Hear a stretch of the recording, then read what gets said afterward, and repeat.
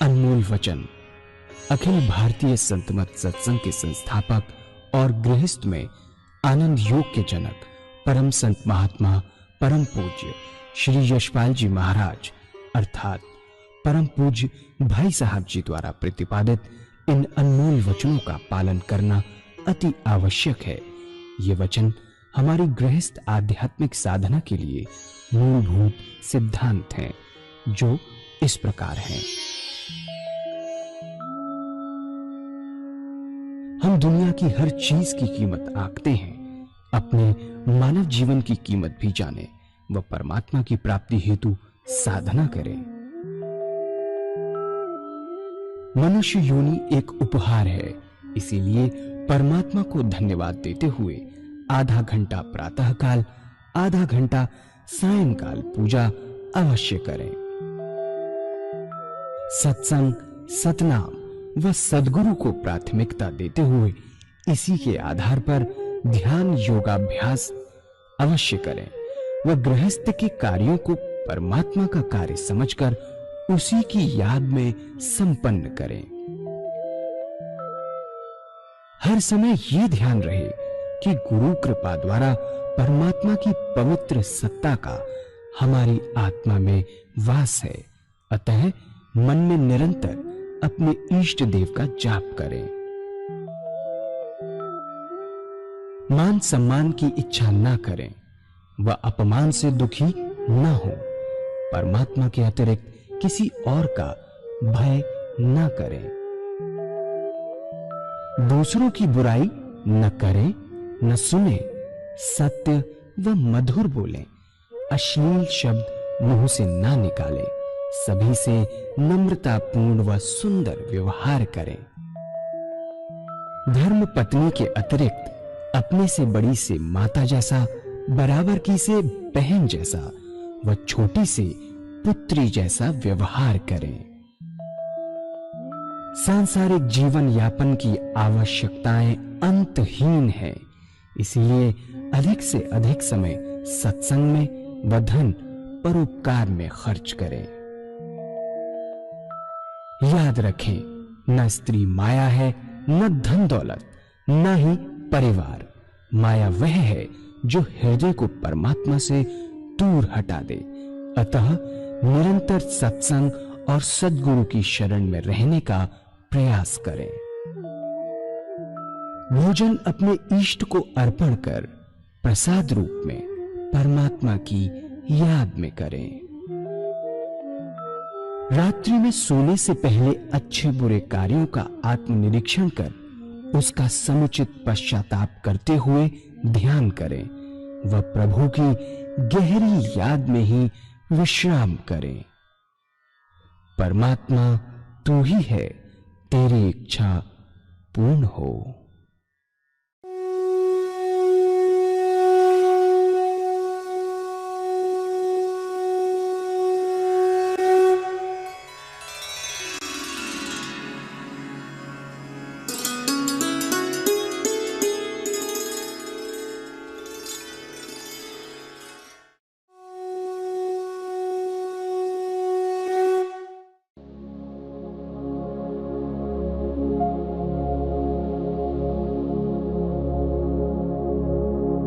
जय सद्गुरुदेव जय पद शरणं श्रेयस्वरूप चरणों शरणं।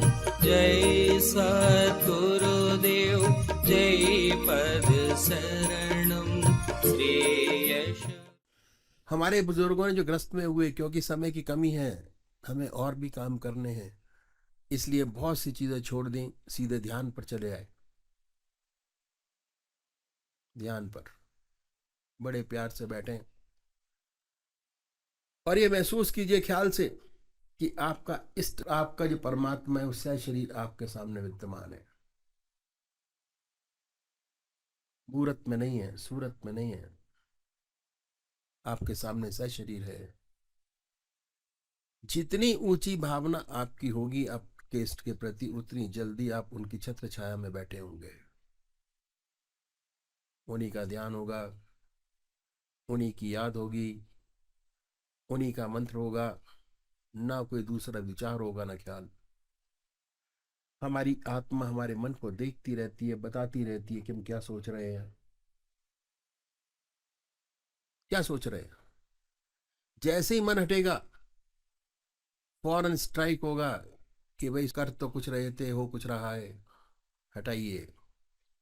फिर अपने इष्ट के ध्यान में लगिए, फिर अपने इष्ट को याद कीजिए।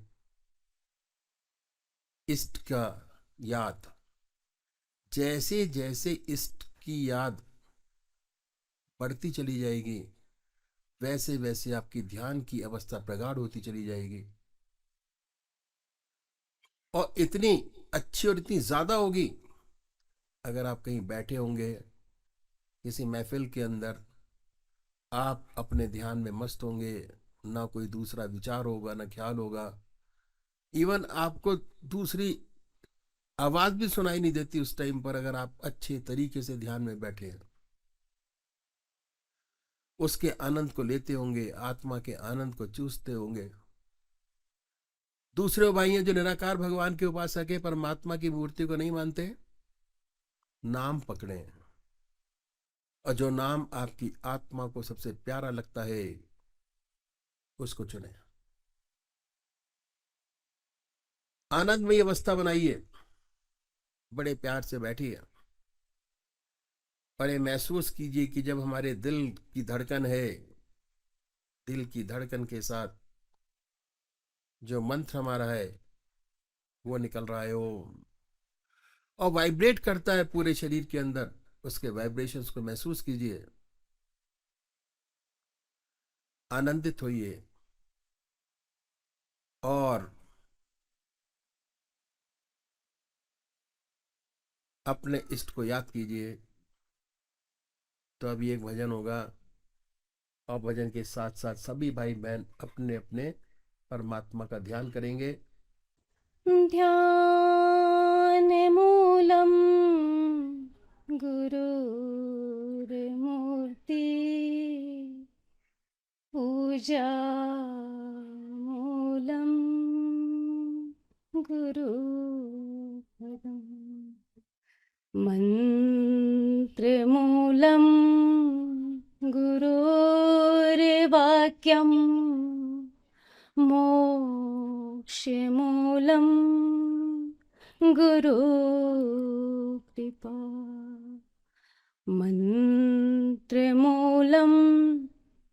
गुरुर्वाक्यं मोक्षमूलं गुरुकृपा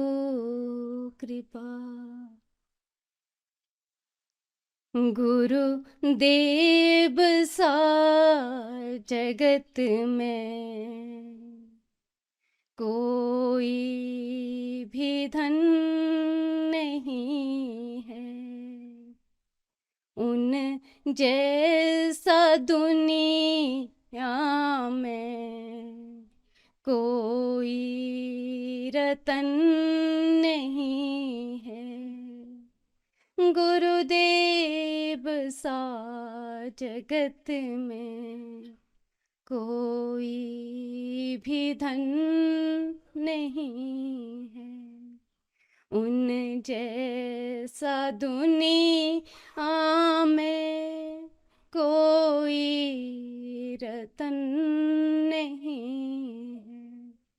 सारे ही रिश्ते नाते और रतन खान,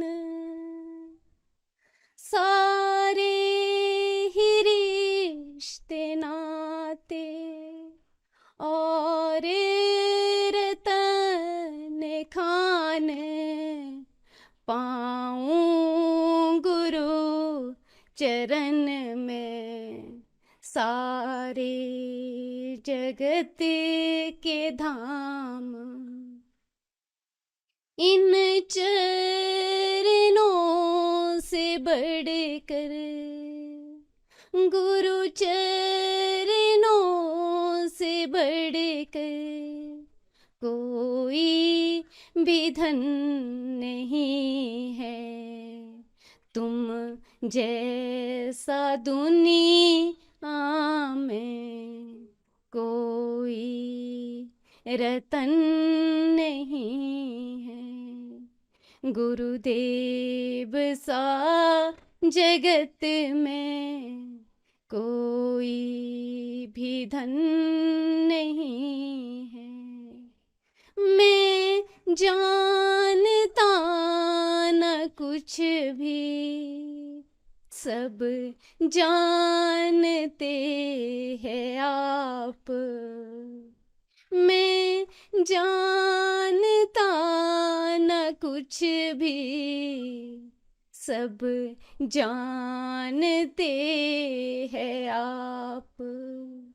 जब आया मैं था जग में, खाली थे मेरे हाथ।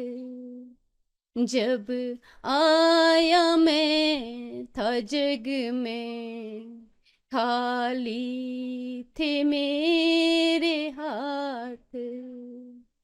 इन चरणों से बढ़कर, गुरु चरणों से बढ़कर कोई रतन नहीं है, गुरुदेव सा जगत में कोई भी धन नहीं है। ये रचना प्रभु की मेरी रचन नहीं है, उन जैसा दुनिया में कोई रतन नहीं है। अब तो मर्जी सदे गुरु, जिधर भी फेंके आप, राखो मोरे सर चरण, तभी कटेंगे पाप। पूज्य माता और बंधुओं, अनादिकाल से दो रास्ते परमात्मा की प्राप्ति के चले आ रहे हैं। एक नीति का रास्ता है जिसे हम संन्यास मार्ग कहते हैं, और ये रास्ता बहुत पुराना है। हमारे देश में बहुत ऊंचे ऊंचे सन्यासी हुए जिन्होंने समय समय पर आकर हमारे देश और धर्म की रक्षा की। नीति का रास्ता छोटा है, इसमें समय कम लगता है। नीति के रास्ते का साधक हर वस्तु का त्याग करता चला जाता है। ऐसा साधक घर बार छोड़ता है, बीवी बच्चे छोड़ता है, धन दौलत छोड़ता है और संसार की हर वस्तु का त्याग कर कर संन्यास ग्रहण करता है। संन्यास लेने के बाद साधना में लग जाता है। फिर ऐसे साधक के सामने सिर्फ एक ही काम रह जाता है, वह परमात्मा की प्राप्ति। दुनिया के सारे काम उसके लिए समाप्त हो जाते हैं यदि ऐसा साधक सच्चे हृदय से परमात्मा में लगे, तो कोई वजह नहीं कि उसे सफलता प्राप्त न हो। लेकिन मेरे कह देने से कि रास्ता छोटा है, कोई भाई बिना सोचे समझे इस रास्ते में कूद ना पड़े, इस रास्ते की कठिनाइयां मैं आपके सामने रखूंगा। सबसे बड़ी बात यह है कि शरीर से त्याग करना आसान है, लेकिन सच्चा संन्यास जब तक प्राप्त नहीं होता, जब तक मन से त्याग नहीं हो जाता। मुझे इस विषय पर एक सुंदर अपने महाराज जी का याद हो आया। एक बार वह जबलपुर से मुरादाबाद जा रहे थे। रास्ते में प्रयागराज का स्टेशन पड़ा। उन दिनों कुंभ का मेला समाप्त हुआ था। जब गाड़ी प्रयागराज स्टेशन पर पहुंची तो देखा स्टेशन पर काफी भीड़ है। ये भीड़ एक महात्मा जिनको अवधूत कहते थे छोड़ने आई हुई थी। गाड़ी आई, जय जयकार हुआ, गले में हार डाले गए।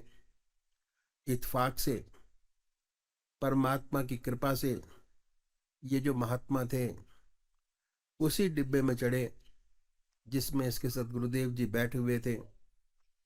सामने की बर्थ खाली थी, उसी पर आके विराजे। जब गाड़ी चली, कुछ आगे निकल गई तो आपके साथ बातचीत शुरू हुई।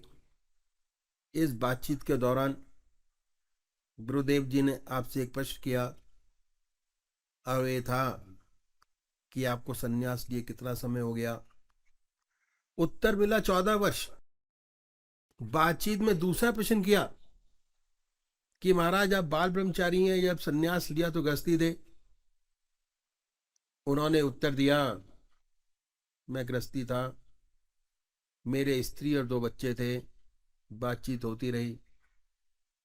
इसके बाद गुरुदेव जी ने आपसे प्रार्थना की कि महाराज वो एक प्रश्न और करना चाहते हैं, लेकिन वह मेरा प्रश्न कुछ टेढ़ा है, इसलिए पहले क्षमा चाहूंगा और आप मुझे सांत्वना दें, आशीर्वाद दें कि मेरे इस टेढ़े प्रश्न से आप नाराज नहीं होंगे, तभी मैं प्रश्न करूंगा, अन्यथा नहीं।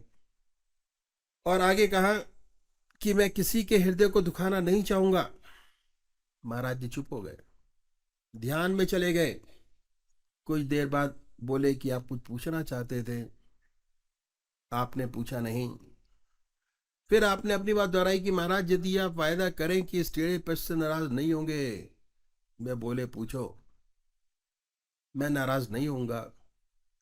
तब गुरुदेव जी ने आपसे तीसरा प्रश्न किया और वे था क्या अभी भी आपको अपने बीवी बच्चों की याद आ जाती है। यह प्रश्न सुनकर वो खामोश हो गए और ऐसा महसूस हुआ कि ध्यान में चले गए। कुछ देर बाद आपने आंखें खोल ली और बोले कि बच्चा सत्य यही है कि आज भी हमें अपने बीवी बच्चों की याद आ जाती है और इत्तेफाक से जब अपने गांव के पास से निकल जाता हूँ जहाँ का मैं रहने वाला हूँ तो ये याद बिल्कुल ताज़ा हो जाती है कि ये मेरी स्त्री, ये मेरे बच्चे, ये मेरा खेत, ये मेरा मकान। और अब बच्चे बड़े हो गए, उन्होंने काम काज संभाल लिया। गुरुदेव जी ने आपके चरण छुए। वाकई में बहुत ऊंचे महात्मा थे, अवधूत थे, कोई शक नहीं। क्यों, संन्यास लेते ही आश्रम बदल जाता है और संन्यास के अपने यम नियम हैं। ना उसका कोई बीवी, ना उसका कोई बच्चा, ना उसका खेत, ना उसका मकान। शरीर से त्याग हो गया, लेकिन मन से त्याग करने में बड़ा समय लगता है। एक बात और भी है कि त्याग का बड़ा अहंकार होता है। हम गृहस्थी लोग कभी कभी संसार से दुखी हो जाते हैं और अपना दुख सन्यासियों के पास जाकर कहते हैं कि महाराज हम दुखी हैं। मन में शांति नहीं, मन में चैन नहीं।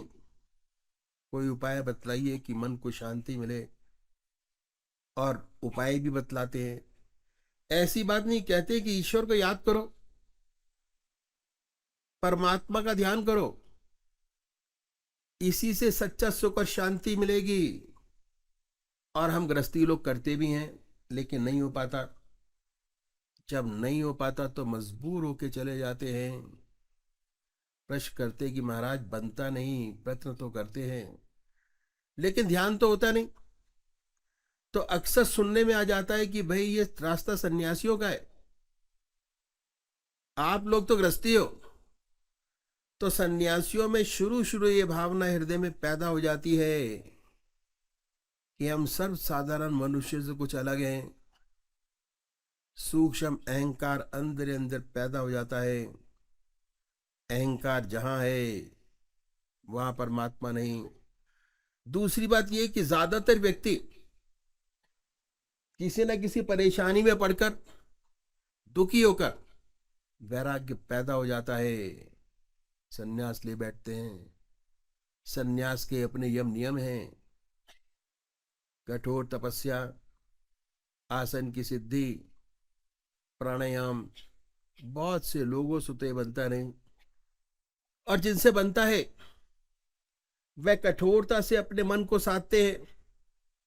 इस अभ्यास में दबाव रहता है और दबाव के कारण बहुत सी रिद्धियां सिद्धियां प्राप्त हो जाती हैं।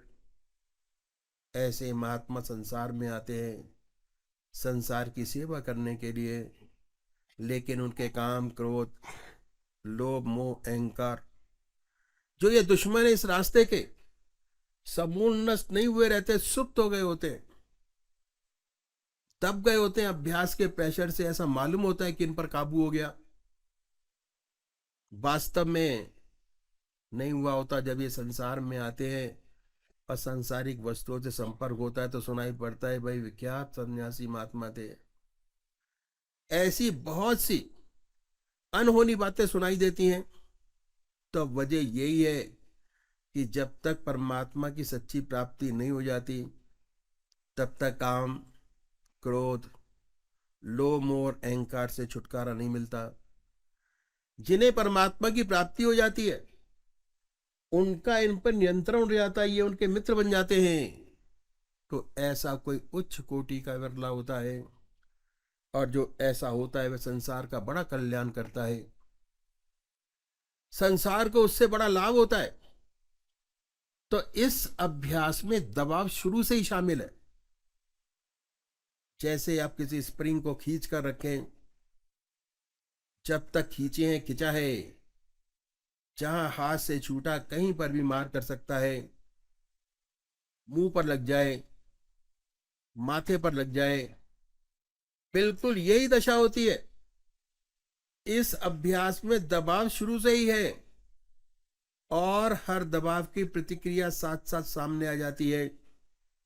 ये सारी बातें हैं, इन सबको सोच समझकर संन्यास के रास्ते में कदम रखना चाहिए।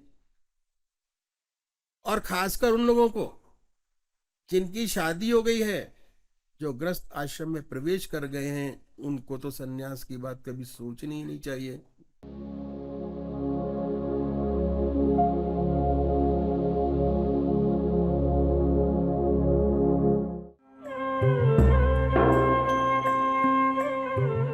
ध्यान योग के कार्यक्रम आनंद योग से निशुल्क जुड़ने के लिए संपर्क करें 9810239677।